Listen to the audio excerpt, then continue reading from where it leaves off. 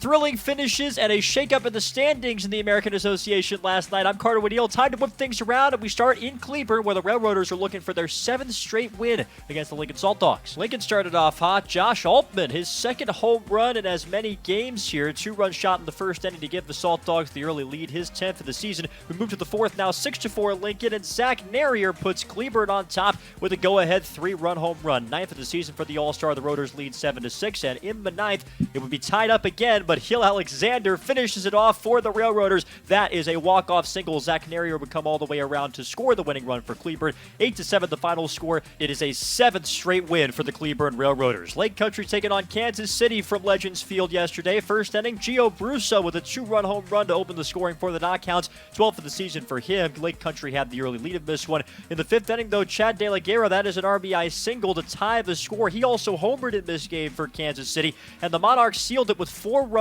in the 8th, including this 2-run single from David Thompson. Kansas City will win the ball game 9-6. They sweep the Knockouts at home, and that means there's some pressure on Fargo-Moorhead. They're playing the Chicago Dogs, trying to maintain their outright lead in the West Division, and Connor Kopak here would get an RBI triple to help Chicago on their way to a victory here. Redhawks had some trouble with this one in the field. Trent Bauer came in to score on Kopak's first triple of the season, and later this is Stevie Wilkerson driving in Casey Hobson with an RBI single in the 8th. The Dogs win the matchup of division leaders, and that means Fargo-Moorhead drops into a tie with Kansas City in the standings. Milwaukee taking on Kane County last night. Cougars were showing off their hops. Jack Fox there getting up to make the play on the stop at the mound, and then later on, Gally Cribbs Jr. on this hardline drive, a leaping catch up the middle there. But Milwaukee would win this baseball game. Chris Conley with an RBI single here in the 5th. Dylan Kelly would come around to score the go-ahead run for the Milkmen, just avoiding that tag. The Milkmen would not give up that lead, thanks in large part to 5 innings in relief from Jake Mathis to get the win, 9-4 the final.